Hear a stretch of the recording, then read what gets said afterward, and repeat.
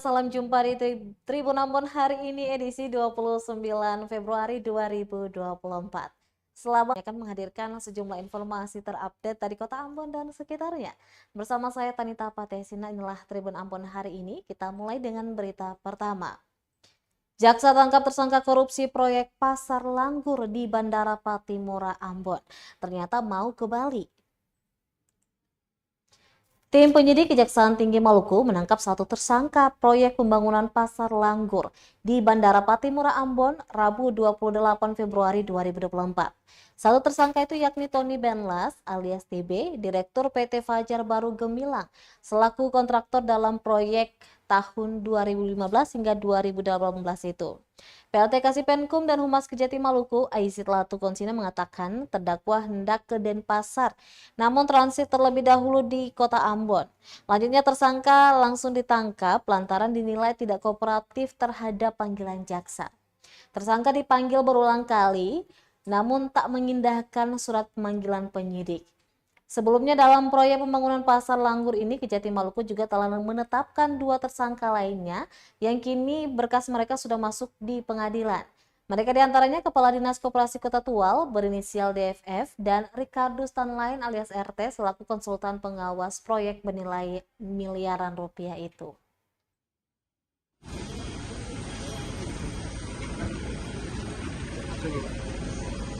Ini jalan aja mas, jalan ke lain.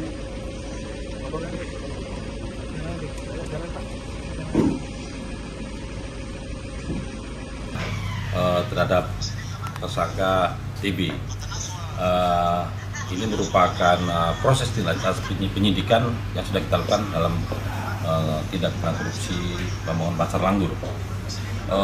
Tadi pagi sekitar pukul 11 waktu itu kami telah melakukan upaya paksa untuk menghadirkan yang bersangkutan di kantor Kejati untuk melakukan proses selanjutnya. Dan setelah kita lakukan pemeriksaan dan kita tetapkan tersangka, dan hari ini juga kita sudah upaya paksa untuk ditahan di rutan 2A Ambon. Hari ini kami upaya paksa karena beberapa kali panggil. Jadi sekarang kami dulu di kantor. Iya, tidak apa-apa. Nanti sampai di kantor. Ya, Mana Pak? Bisa ada bagasi tuh? Nanti bagasi. Guys, ada bagasi di apa nih? Terus itu bagasi. Handphone. Ada bagasi nanti. Om Jun. Handphone Tony. Mas, pelan-pelan aja. Handphone diambil. Pelan-pelan. Nanti sampai di kantor, Pak. Nanti sampai di kantor aja, Pak. Sampai di kantor.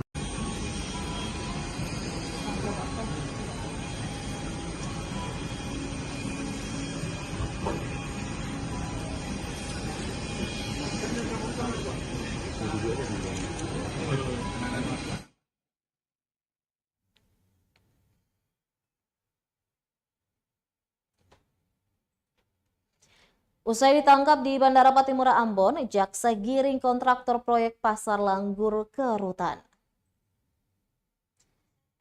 Tony Benlas, Direktur PT Fajar Baru Gemilang, selaku kontraktor dalam proyek pembangunan Pasar Langgur ditahan jaksa di rutan kelas 2A Ambon, Rabu 28 Februari 2024. Tim penyidik Kejaksaan Tinggi Maluku menahan tersangka usai tersangka menjalani pemeriksaan. Hal ini disampaikan PLT Kasipenkum dan Humas Kejati Maluku, Aisyit Latukonsina di kantor Kejati Maluku, Rabu 28 Februari 2024 sore. Ia mengatakan setelah menjalani pemeriksaan sebagai tersangka, maka penyidik langsung melakukan penahanan kepada tersangka di rutan kelas 2 Ambon selama 20 hari, terhitung 28 Februari 2024. Sebelumnya, sekitar pukul 12:30 waktu Indonesia Timur, terdakwa ditangkap di Bandara Patimura Ambon. Terdakwa hendak ke Denpasar namun transit terlebih dahulu di Ambon dan langsung ditangkap oleh tim penyidik. Terdakwa ditangkap lantaran dinilai tidak kooperatif terhadap panggilan jaksa. Sebelumnya jaksa telah memanggil berulang kali namun tersangka tidak mengindahkan surat pemanggilan penyidik. Untuk diketahui dalam proses proyek pembangunan Pasar Langgur, Kejati Maluku juga telah menetapkan 2 tersangka lainnya yang kini berkas mereka sudah masuk di pengadilan.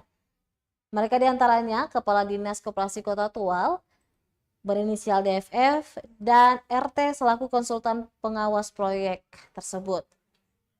Untuk diketahui, nilai anggaran pekerjaan pembangunan Pasar Langgur selama 4 tahun, yakni tahun 2015 sebesar 12,4 miliar rupiah, tahun 2016 sebesar 3,2 miliar rupiah, berlanjut di tahun 2017 sebesar 3,4 miliar rupiah dan 1,4 miliar rupiah, serta untuk tahun 2018 sebesar 2,5 miliar rupiah.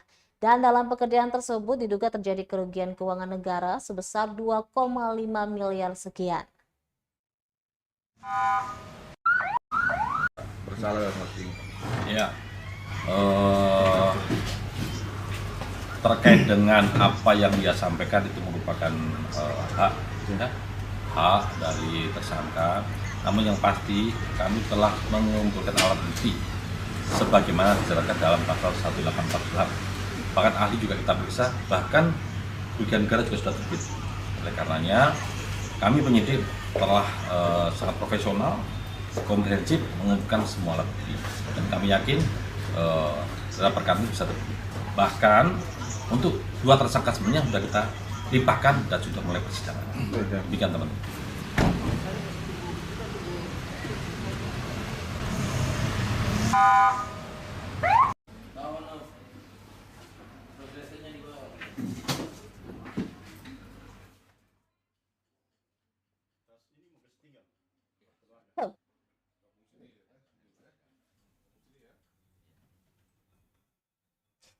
Jatuh dari KM Sanu 106, bocah 3 tahun ditemukan tak bernyawa. Niksuri, bocah berusia 3 tahun yang terjatuh dari KM Sabuk Nusantara atau Sanu 106 di sekitaran perairan Pulau Tayandu dan Pulau Kur, Kabupaten Maluku Tenggara, ditemukan tak bernyawa dan jasad korban ditemukan dalam pencarian hari ketiga oleh tim SAR gabungan yang terdiri dari Posar Tual, Bakamla, Pelairut Polda Maluku, serta dibantu masyarakat setempat. Sebelumnya sekitar pukul 7 waktu Indonesia Timur, tim melakukan operasi pencairan korban menggunakan RIP 04. Tim SAR gabungan bergerak menuju sejumlah titik koordinat sesuai SAR Maps guna melakukan pencarian. 3 jam pencarian sekitar pukul 10:20 waktu Indonesia Timur, tim SAR gabungan menerima informasi dari masyarakat bahwa korban berhasil ditemukan di sekitar pantai Desa At, Kei Besar, Kabupaten Maluku Tenggara dalam keadaan meninggal dunia. Kemudian pukul 11:55 waktu Indonesia Timur, tim SAR gabungan berhasil tiba di lokasi penemuan korban. Selanjutnya korban berhasil dievakuasi dan dibawa menuju Kota Tual guna diserahkan kepada pihak keluarga. Kepala Basarnas Ambon Muhammad Arif Anwar mengungkapkan laporan korban terjatuh pertama kali diterima oleh Posar Tual sekitar pukul 24 waktu Indonesia Timur 24 Februari 2024 lalu. Dijelaskan kejadian tersebut diakibatkan kelalaian ayah korban yang tertidur di reling lambung kanan kapal. Ia mengatakan selama 2 hari operasi SAR berlangsung namun korban tak kunjung ditemukan. Hingga hari ketiga pencarian korban ditemukan sudah dalam keadaan tak bernyawa. Dengan demikian maka operasi SAR resmi ditutup, para personel gabungan pun kembali ke satuan masing-masing.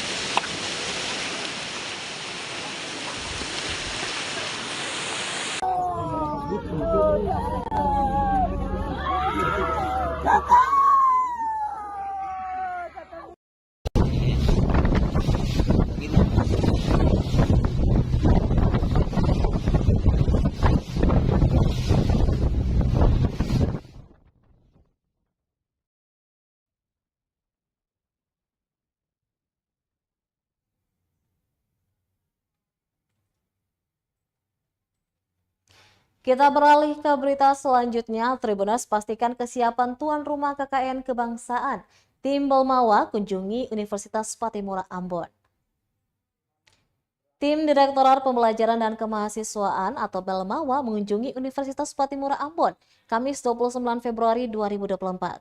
Kunjungan dalam rangka membahas persiapan kuliah kerja nyata atau KKN kebangsaan itu diterima langsung oleh Rektor Unpati Profesor Freddy Lewa KBSI.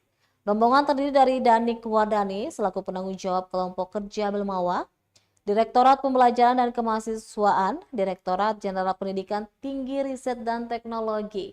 Ada juga Dr. Hasrullah selaku tim pengembang KKN kebangsaan, tim dari Delmawa. Juga turut hadir dalam pertemuan itu Ketua dan Sekretaris LP2M Universitas Patimura Ambon, juga Wakil Rektor Unpati Ambon. Di hadapan Rektor dan jajaran, Danik Wadani menilai Unpati siap menjadi tuan rumah pelaksanaan KKN Kebangsaan 2024, di mana kegiatan tersebut merupakan agenda besar skala nasional yang melibatkan seluruh perguruan tinggi negeri dan perguruan tinggi swasta, baik akademik, vokasi, dan keagamaan. Lanjutnya, melalui KKN kebangsaan, maka seluruh mahasiswa dari berbagai perguruan tinggi akan bersatu serta berkolaborasi memberi kontribusi kepada masyarakat di lokasi penempatan masing-masing. Juga tidak menutup kemungkinan perguruan tinggi lain bisa mengadakan KKN berkelanjutan. Menyusul kegiatan ini juga mendorong terciptanya gotong royong untuk kemajuan daerah. Menanggapi hal itu, Rektor Unpati Ambon, Profesor Freddy Lewa KBSI pun memastikan kesiapan sebagai tuan rumah. Ia menjelaskan sejak awal tahun 2023 Unpati telah mengirim proposal terkait kegiatan tersebut, sehingga kedatangan tim Belmawa hanya untuk memvalidasi berbagai persiapan pelaksanaan KKN kebangsaan. Lanjutnya, rapat visitasi sudah disampaikan berbagai gambaran, termasuk 12 program yang sudah disiapkan dan dijabarkan dalam kurang lebih 50 kegiatan. Pimpinan tertinggi Universitas Patimura itu pun kembali menegaskan siap untuk melaksanakan serta menyukseskan KKN Kebangsaan 2024. Unpati sudah dinilai mampu ya Mbak ya, dan siap ya, terutama itu yang siap. Jadi kami kesini adalah dalam rangka proses legalitas untuk penunjukan dari Unpati sebagai tuan rumah, bukan calon lagi ya, tuan rumah dari penyelenggaraan KKN Kebangsaan tahun 2024. Jadi ini kegiatan besar ya Mbak, jadi melibatkan seluruh PTN, PTS seluruh Indonesia, baik itu yang akademik, vokasi maupun keagamaan. Jadi nanti ada UIN-nya juga, kemudian ada politekniknya juga selain universitas dan sekolah tinggi. Jadi program yang sudah disiapkan dan dijabarkan dalam kurang lebih 50 kegiatan, dan ada 7, 8 sampai 10 lah target capaian dari kegiatan ini, dan itu sudah dibuat dalam proposal tersebut. Belmawa sangat menyambut baik persiapan kita, dan kami juga berharap Belmawa menyetujui seluruh persiapan kami dengan panitia yang nanti ini akan di-SK-kan oleh Belmawa untuk pelaksanaan ini. Bahwa ada miniatur bangsa ini di Maluku gitu. Itu yang sangat menarik juga untuk dikembangkan. Makanya cara ada patung Soekarno itu ada beberapa momen juga yang mungkin nanti bisa dilihat di kegiatan. Kami bertanyakan.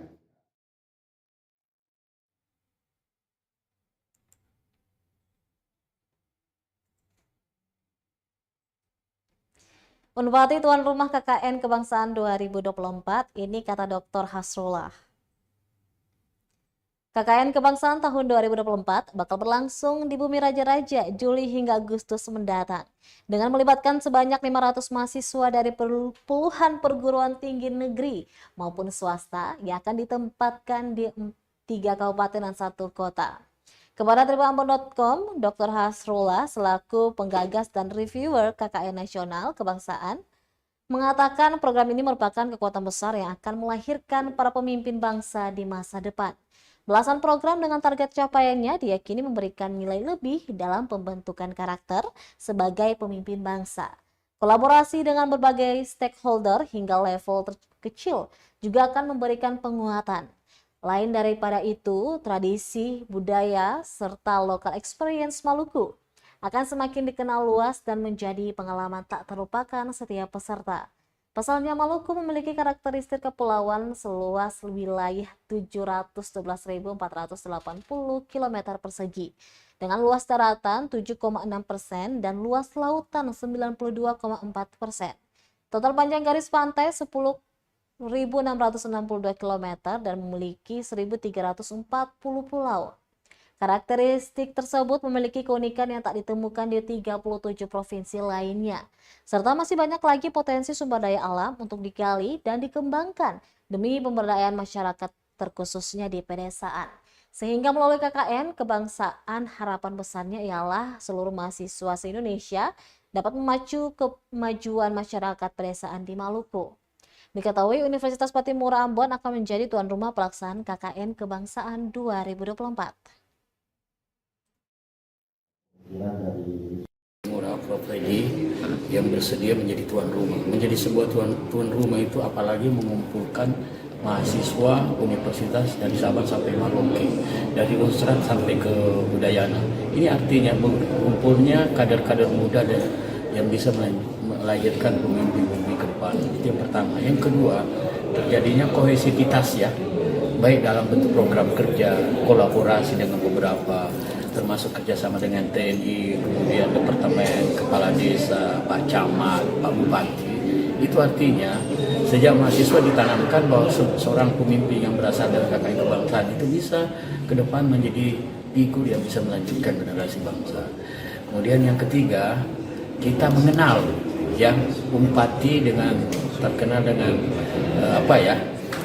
budaya-budaya Maluku ya, baik tarian, penyanyinya selalu berasal dari sini. Dan tidak kalah pentingnya lagi dari kerjasama dengan Dikti adalah pemberdayaan masyarakat. KKN itu ujung-ujungnya dan terakhir ada di pemberdayaan masyarakat. Bagaimana memacu kemajuan, melakukan sebuah karya besar, dan yang datang itu yang bekerja bukan orang Maluku saja, tapi seluruh mahasiswa yang ada di Indonesia.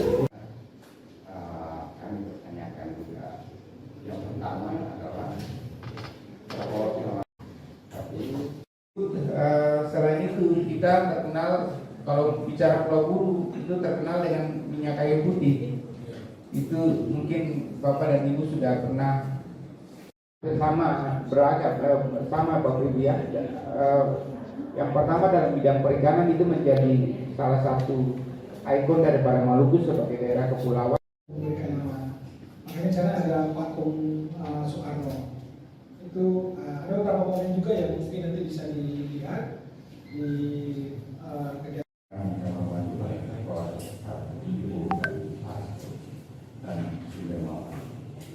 Assalamualaikum warahmatullahi wabarakatuh. Terima kasih yang pertama bahwa lagi bermalam luar biasa. Lalu yang berikut kalau di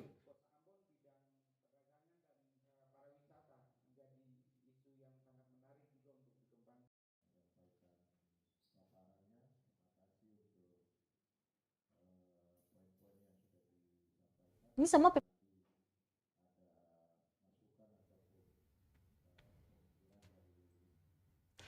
Kita beralih ke berita selanjutnya. Tribunas PPK Kota Masohi geser logistik pemilu ke KPU. Panitia Pemilihan Kecamatan atau PPK Kota Masohi memastikan sore tadi Kamis 29 Februari 2024 sudah menggeser seluruh logistik perolehan suara pemilu ke KPU Kabupaten.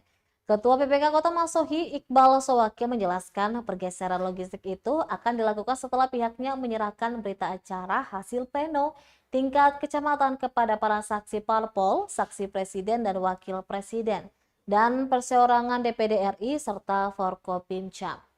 Diketahui, PPK Kota Masohi telah menutup sidang pleno rekapitulasi sejak pagi tadi. Pihaknya menyelesaikan seluruh proses pleno dengan 5 kelurahan, 103 TPS dalam waktu selama kurang lebih 5 hari.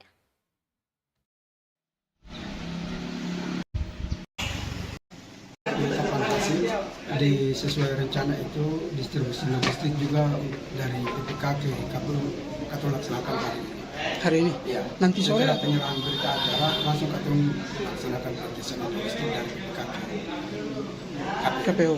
Berita acara dari PPK ke KPU begitu. Berita acara penyerahannya itu ke saksi partai politik, perseorangan, presiden, wakil presiden, dan teman-teman Palmas serta Forkopimda. Oke, setelah itu baru logistik dikirim ke nanti setelah penyerahan berita acara sama selesai baru akan pergeseran. Jadi rencananya sore? Insya Allah ya, pergeseran logistik itu kalau diperkirakan sekitar sore.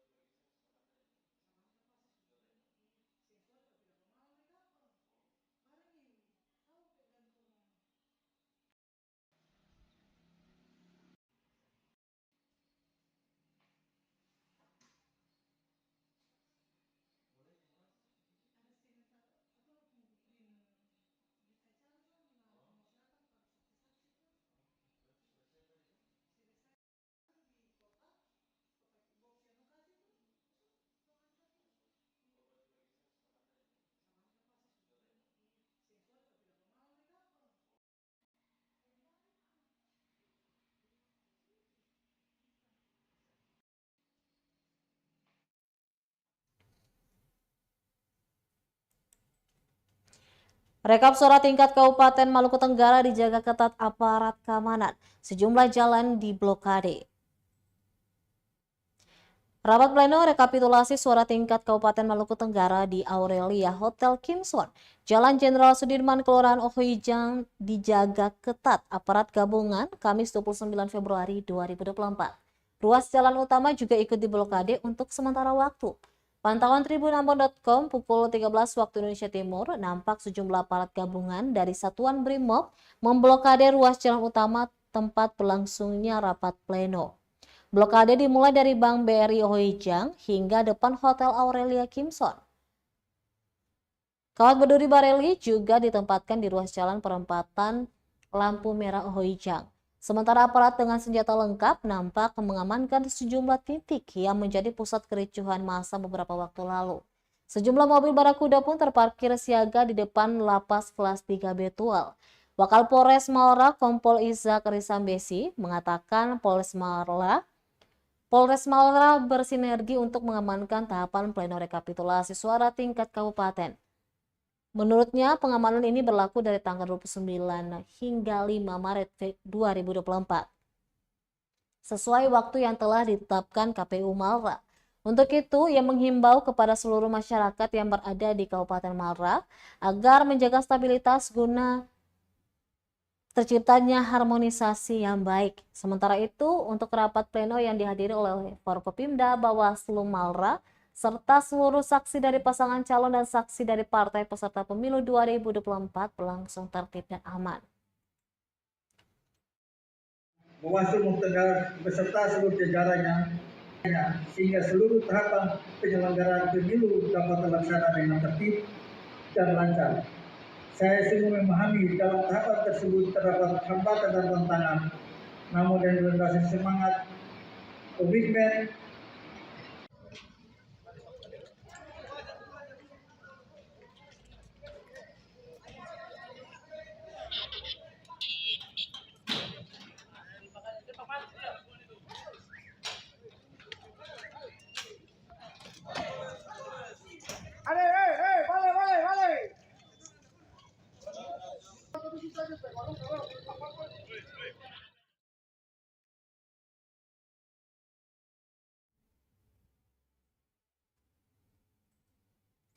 Harga beras terus naik. Para pedagang nasi kuning di Watek, Maluku Tenggara merasakan kesusahan.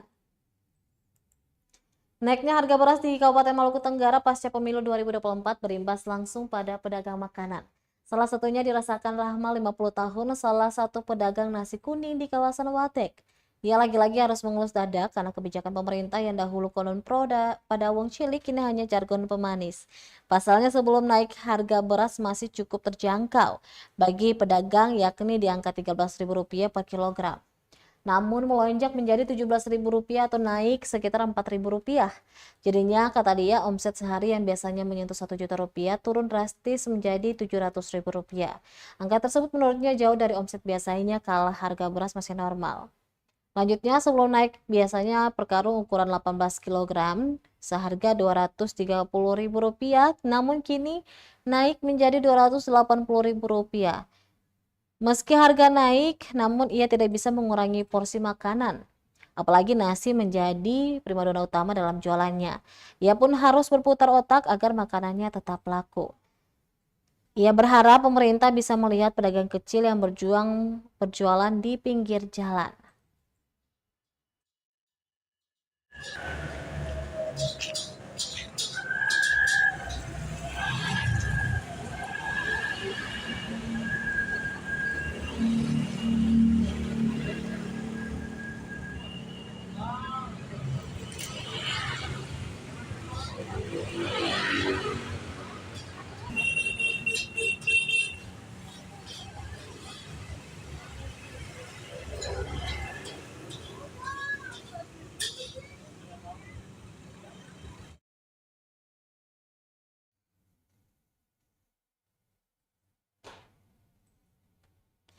Nasib jajanan khas Ambon mulai terasingkan, hanya laris untuk oleh-oleh. Beragam jenis jajanan yang berbahan dasar sagu kini bukan lagi menjadi pilihan utama di kota Ambon. Jajanan yang sering dimakan dan ditemani secangkir teh kini tergantikan oleh jajanan yang lebih modern dan disukai oleh setiap kalangan anak muda. Hal ini dirasakan oleh salah satu pedagang kaki lima di Jalan DI Panjaitan, Kecamatan Nasiremau, Kota Ambon. Terpantau sagu lempeng, sagu putih, sagu kasbi, sarut kelapa, bagia kelapa, manisan pala, dan embal desa Parwa dijual Rp10.000 per bungkus. Sedangkan untuk sagu porna, sarut kenari, bagia kenari, halwa kenari, roti kenari, cakar-cakar dijual Rp20.000. Meski harga dari jajanan tersebut terbilang murah, tetap saja masih banyak yang tidak datang untuk membelinya. Pantauan tribunambon.com sekitar pukul 15 waktu Indonesia Timur, sebanyak 12 lapak penjual beragam jajanan terlihat sepi. Diketahui para pedagang kaki lima tersebut berjualan setiap harinya, dibuka sejak pagi pukul 9 dan ditutup pukul 9 malam hari. Salah satu penjual, Mama Min Letemia, yang sudah berjualan selama 2 tahun mengaku banyak pembeli datang dari kapal yang sedang melabuh di pelabuhan. Untuk warga lokal, kebanyakan membeli seperti gula merah ataupun minyak kayu putih. Sementara jajanan lainnya didominasi pembeli yang hendak berpergian keluar atau untuk dibawa menjadi oleh-oleh. Alhasil jajanan tersebut harus disimpan kembali jika tidak ada yang membeli.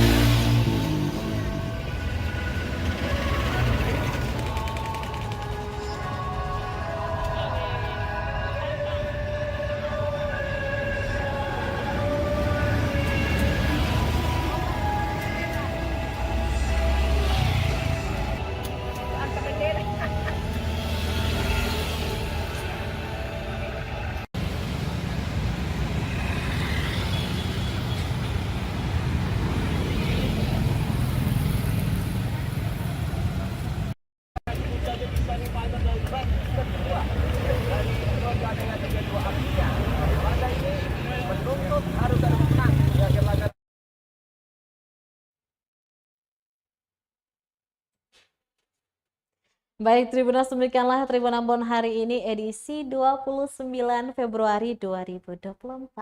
Saya Tanita Patiasina beserta kru yang bertugas undur diri. Sampai jumpa lagi Tribuners, amato. Download Tribun X sekarang. Menghadirkan lokal menjadi